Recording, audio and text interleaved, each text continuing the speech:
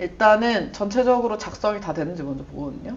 없고요. 문항을 최대한 사실 여기서 제가 그때 작성해라 라고 하는 한 35가지 문항이 정말 그냥 최저 수준이에요. 최저 수준. 이게 그냥 정말 베이직, 바닥을 쌓았다고 생각하시면 돼요. 면접을 가다 보면 면접에서 나한테만 물어보는 질문들이 있어요. 그걸 이제 위에 쌓아 올리는 거예요. 연습을 더 하기 위해서 계속. 누적을 시키면 그러니까 어떤 면접을 가도 이거에서 벗어나지 않는 상태가 나와요. 한 면접을 한 4-5번만 보더라도 그걸 만들기 위해서 준비를 하는 건데 이것도 제대로 안 된 상태에서 면접을 계속 보면서 스킬만 쌓겠다? 라고 하거나 아니면 이제 면접을 내일 당장 면접인데 팁 주세요 이렇게 해서 팁을 받아서 면접을 계속 본다 라고 하면 결국엔 기초공사가 안 된 상태에서 위에를 올리는 작업인 거죠. 어쩌다가 또 뒷발질해서 한 번씩 얻어걸리는 경우가 있기는 한데 좋은 회사일수록 그럴 확률이 굉장히 떨어져요. 집 앞에 있는 작은 회사 스타트업 이런 데야 뭐 편하게 얘기하는 식으로 가서 말을 해도 합격이 되는 경우가 있으니까. 그런데 우리가 가려고 하는 회사들은 보통 그런 회사들은 아니고 굉장히 깐깐하게 보고 요즘 또 지원자들의 준비 수준이 계속적으로 올라가고 있기 때문에 웬만큼 준비해서는 되질 않는다. 그리고 특히나 글로벌 기업까지 같이 준비하면 이게 영문으로도 똑같이 나와야 되기 때문에 이 암기를 영문으로도 하셔야 합니다. 그래서 우리가 준비를 해야 될 건 기본적인 스크립트를 거의 완벽에 가까운 수준으로 준비를 한다. 그 다음에 면접을 볼 때마다 나한테 나오는 질문들을 쌓는다 위에. 그리고 원래 지원하는 것까지를 보통 어디부터 지원을 하라고 하냐면 이 스크립트, 기본 스크립트가 다 정리돼서 내가 암기가 됐을 때부터 지원을 하라고 했었어요. 되게 오래전에는. 근데 지금은 뭐 지원자들이 맨날 빨리 지원하고 싶다 이렇게 하니까 제가 뭐 그렇게까지 박아놓고 계속 면접만 준비해라고 하기도 좀 그래서 어느 정도 한 번 정도 그 리뷰하고 나면 그때부터 지원해 라고 하긴 하거든요. 여튼 원칙은 면접 준비가 된 상태에서 지원을 하는 게 맞아요. 특히 우리가 가려고 하는 회사들이 아까 얘기했지만 그 글로벌의 탑 기업들 위주로 가는 거를 생각하고 있기 때문에 이 회사들이 대부분 다 수시 채용을 하고 있고 이 수시 채용이라는 것 자체가 이전에 클립에서도 얘기했지만 하루 이틀 안에 채용을 하는 게 일반적이어서 오늘 예를 들어 지원서가 들어가요. 내일 연락이 와서 면접을 잡아요. 이틀 후에 면접 봐요.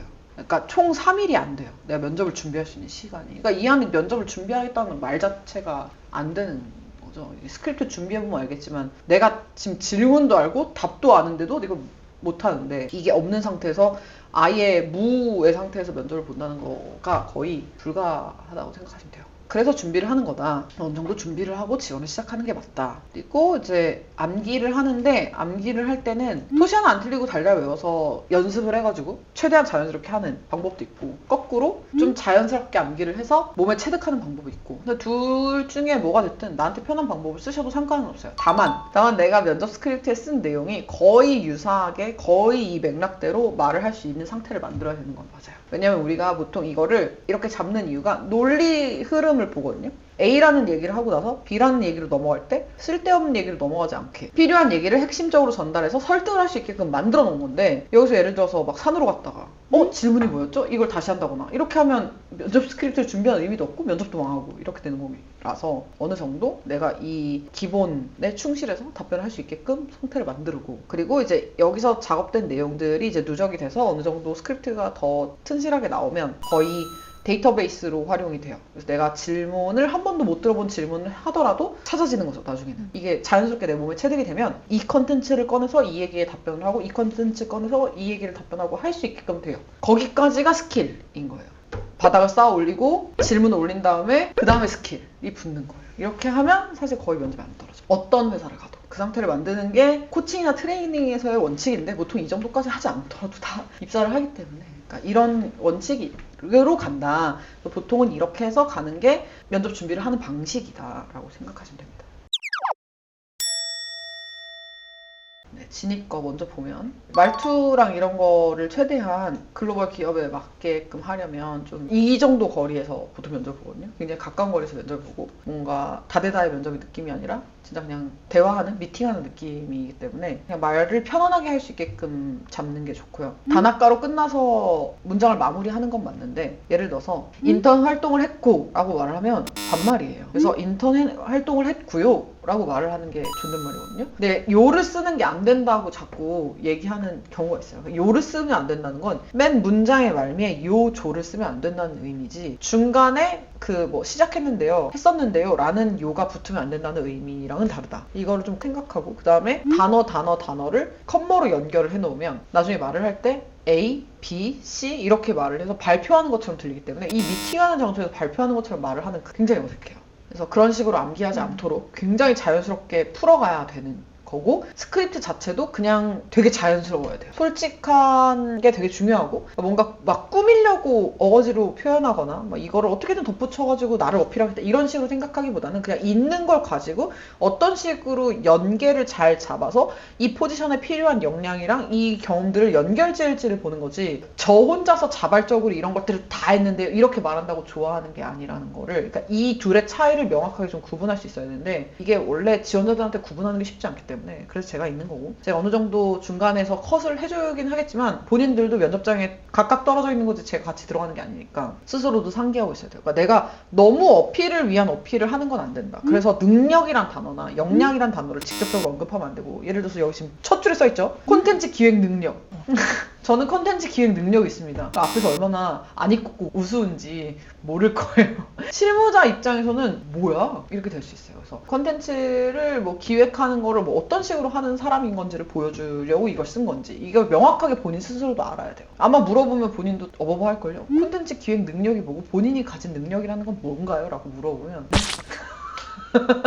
이렇게 되는 이런 단어들을 쓰면 안 돼요. 그리고 두루뭉술하는 거, 실체가 없는 말 이런 거 하면 안 돼요. 보통 제안서나 이런 거 쓸 때는 그런 걸 잘 써야 되거든요. 잘 보여주기 위한 그런 단어들을 잘 쓰는 게 되게 좋은 제안서가 또 나오는 방법 중에 하나인데, 자기소개나 이런 면접은 완전히 다르기 때문에, 예를 들어서 뭐 효율적인 시간 분배도 그렇고 팀원들과 뭐 잘 협업했다든지 뭐 이런 추상적이고 뭔가 실체가 없고 뭘 얘기하고 싶은지에 대한 핵심이 없는 이런 말들을 하는 게 별로 효과적이지 않아요. 차라리 뭐 효율적인 시간 분배가 아니라 시간 분배를 어떻게 해서 효율을 어떻게 만들었는지 써야죠. 그리고 그 효율이 예를 들어서 뭐 그 전에 10시간 걸리던 걸 5시간으로 단축시켰습니다가 훨씬 효율이라고 생각하는 거예요. 그러니까 내가 내 입으로 효율적인 뭐 이런 기획 능력 뭐 이런 거를 말을 뱉는 게 아니라 그걸 보여주는 식으로 말을 해야 돼요. 어렵죠? 그래서 스크립트를 쓰는 겁니다. 보면 그런 게 다 들어있어요. 지금 보면 아까 얘기한 것처럼 콘텐츠 기획 능력, 분석적 사고 이런 식으로 쓰기보다는 분석적으로 문제 상황에 대한 뭐 구조를 뭐 설계하고 이렇게 해본 경험을 가지고 있는 이런 식으로 풀어서 패러프레이징을 하던지, 아니 뭐 분석적 사고는 그렇게 쓰더라도 능력이란 단어라도 쓰지 말던지, 그래서 좀 정리할 필요가 있고, 인턴 활동 시 저한테 말할 때 인턴 활동 시 이렇게 말 안 하죠? 이상한 사람인 거죠. 그러니까 똑같아요. 면접장에서도 말할 때 쓰지 않는 어휘나 문장 구조나 이런 것들을 쓰지 않도록 해야 되고, 글처럼 보이지 않아야 되는데 당시 되게 웃기죠? 말하고 있는데 갑자기 당시 뭐뭐를 뭐뭐하였으며 뭐뭐의 능력을 갖췄습니다 이렇게 말하는 사람 없잖아요. 이렇게 말을 하기 시작하면 아 편하게 얘기하세요. 원래 평소에도 그렇게 말씀하세요? 라는 식으로 물어보죠. 평소에도 그렇게 말한다? 약간